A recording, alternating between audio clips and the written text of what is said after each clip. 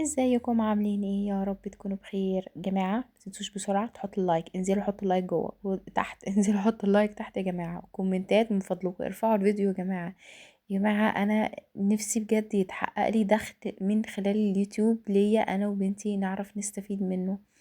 لان انا الحمد لله بعد ربنا، يعني بعد ربنا طبعا واكيد اهلي، بس المسؤوليه كلها عليا لوحدي يا جماعه.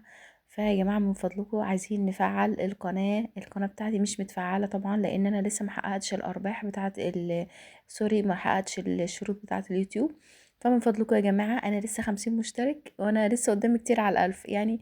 لو كل فيديو توصلوني حتى تحطوا 3 4 يشتركوا في القناة، هتبقى بالنسبة لي حاجة كويسة جدا، ونكبر مع بعض حبة حبة. ووحشتوني جدا جدا جدا، اخباركم ايه؟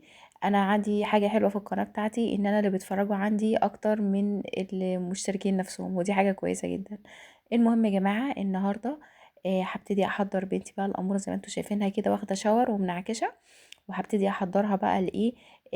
النهارده عندها يوم في الحضانة ان هما هيعملوا حفلة لرمضان، تمام، استقبال بقى رمضان بقى. وهبتدي بقى ايه، امسك البنت الاموره دي بقى واشيكها واعمل لها شعرها زي ما انتوا شايفين كده معايا.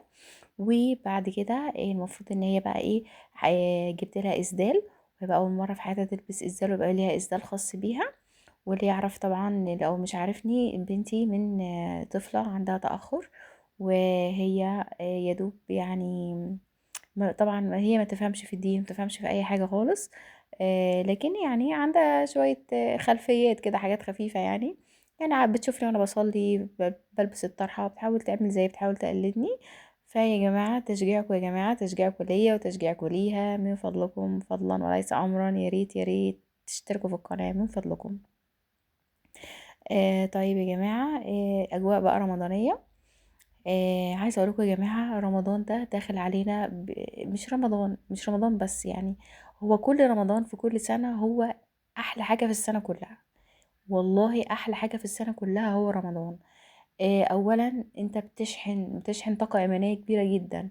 انت بتقلل اكل، بتقلل بتبقى صايم فمقلل اكل، بتقلل كلام مع الناس، بتقرا قران كتير، بتصلي كتير. الشياطين كلها متسلسله، كل دي حاجات حلوه قوي، حاجات تشدك ان انت تتشجع كده وتتكل على الله، وتاخد خطوه جديده مع الله. انا عايزه اقول لكم ان بدايه الالتزام بتاعتي كانت الحمد لله بفضل ربنا من ايام رمضان. كانت بدايه ان انا اعمل خط مع ربنا، وان انا ابتدي اصلي ايه يا جماعه، انا بصلي من بدري الحمد لله. ان انا سوري، يعني ان انا ابتدي اعدل لبسي وابتدي البس الخمار قبل النقاب اللي كنت لابساه، قبل النقاب اللي انا لابساه حاليا. فكل حاجة يا جماعة كانت بتبقى من رمضان، والله والله بتبقى من رمضان. الواحد بيشد حيله كده، وخصوصا عارفين في اخر 10 ايام اللي هم بتوع العتق من النار. احنا بنشد حيلنا قوي في الاخر 10 ايام دول. فانتوا ما تعرفش ايه بيحصل يعني، بجد انتوا بتبقوا مش عارفين. يعني انا كنت واحدة مش ملتزمة وبلبس كده اي لبس وكده وفاهمين، لكن سبحان الله مع 10 ايام بتوع اخر رمضان انا حسيت انه لأ، ولازم عتق من النار، ولازم أبقى مخلصة في الدعاء وأصلي وأعمل قيام. فقلت أعمل كما يفعل الآخرون واتكل على الله. لكن كان من نيتي وفي قلبي جدا ان انا لا، ان شاء الله هطلع من رمضان ربنا يكون استجاب دعوتي، يكون غفر لي، تقبل صيامي، تقبل صلاتي، الكلام ده كله. وهي يا جماعة هي الفوقة بتاعت ال10 ايام دول، سبحان الله ما تعرفوش. الواحد كده كأن ربنا بيفتح عليه فتوحات كده، بيبقى بني آدم اللي دخل رمضان غير اللي خرج منه. انا خرجت من رمضان مش انا خالص، مش انا خالص. فانا كنت في حاجة كويسة بصراحة، انا من النوع اللي يعني ابقى عارفة ان انا مثلا على ذنب او على معصية، بعترف بقول ربنا انا عارفة ان انا بعمل الشيء الغلط ده او الشيء الحرام ده، لكن انا يا رب من جوايا انا مش عايزة اعمله. وفي نيتي ان انا هبطل الذنب ده ايا كان. يا جماعه هضرب لكم مثل باللبس، مثلا كنت ما كنتش مثلا بلبس لبس ملتزم، فانا عارفه ان انا ده غلط وان ده ما يصحش وحرام يعني، وما يرضيش ربنا ومش في طاعه. فكنت بدعي ربنا يا رب يهديني، بس انا من جوايا عارفه ان انا يعني، انا عارفه ان انا يعني مفيش مني فايده، بس بقول يمكن يعني لعل. سبحان الله مع الوقت ربنا بدأ يقرب لي الصحاب الكويسين. صحاب كده. كنت مثلًا أدخل الجامع، الحمد لله الحاجة اللي كنت الوحيدة ما باقدرش أقطعها هي الصلاة، الحمد لله يا رب.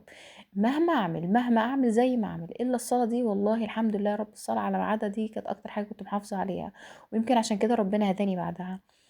كنت أدخل الجامع، ألبس الإسدال اللي بيبقى موجود في الجامع يعني، وأصلّي. أقعد بقى إيه بعد ما أصلّي كده ألاقي بنات لابسين خمارات كده ولابسين لبس محتشم، أقول يا سلام أبقى زيّهم، أسلّم عليهم أقول لهم يا سلام أنا نفسي أبقى زيكم في يوم من الأيام، والله بجد.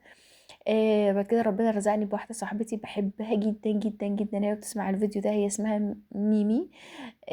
كنت باقول لها ميمي دي بقى لابسة نقاب.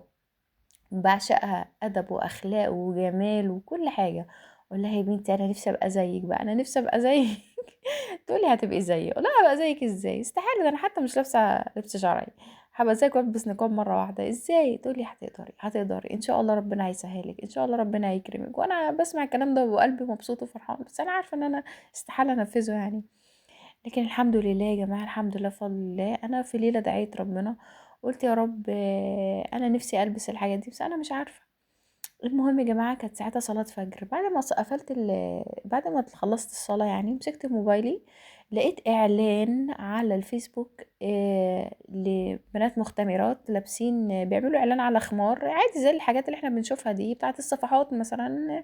فناس عاملين إعلان على الخمار واللبس الشرعي وكده والمفروض البنات بيشتروا وكده. فأنا عجبني بقى، كانت واحدة لابسة خمار كده لونه الألوان اللي أنا بحبها، اللي هي الموف اللي داخل شوية على بينك، اللي هي الدرجات الجميلة دي، وكانت لابسة عليه أبيض كده عباية بيضة، وكان شكلها قمر قمر قمر. فقلت هو أنا ليه ملبسش كده؟ يعني بجد سألت نفسي السؤال ده. انتوا عارفين يا جماعة برضو لما تفكروا بره الصندوق بيجيب نتيجة. يعني أنا قلت ايه، هو أنا ليه ملبسش زيها؟ هو ايه اللي هيحصل مرة واحدة كده؟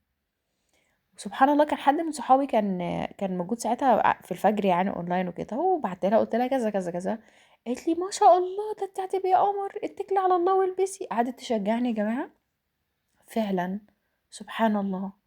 تاني يوم، بجد تاني يوم انا لبست، كان عندي زي عبايه، بس هي مش عبايه، وبيقولوا عليه مثلا هو دريس اكتر.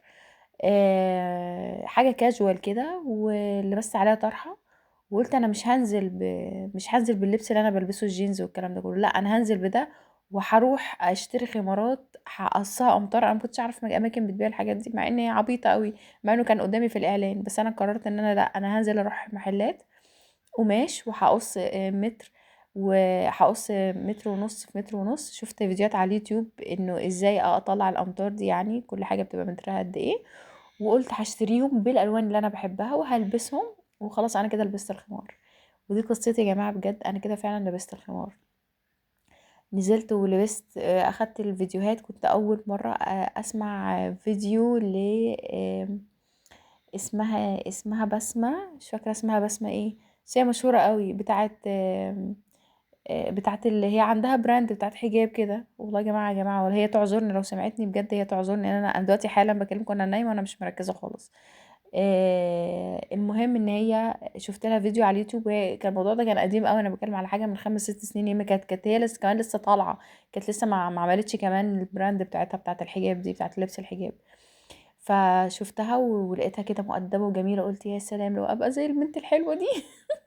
وعرفت إن هي الأمطار بتاعتها قد إيه، ورُحت ولبست الخمار وخلاص يا جماعة ومشي الحال الحمد لله.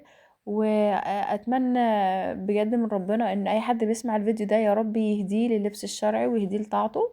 وأدي بنتي الأمورة زي ما أنتم شايفين كده، طِرت من الفرحة. طبعًا هي مش محجبة وهي مش هينفع تبقى محجبة خلاص. ده يا جماعة الفطار بتاعنا. آآ كبسة بقى ولحمة وحركات وخلاص.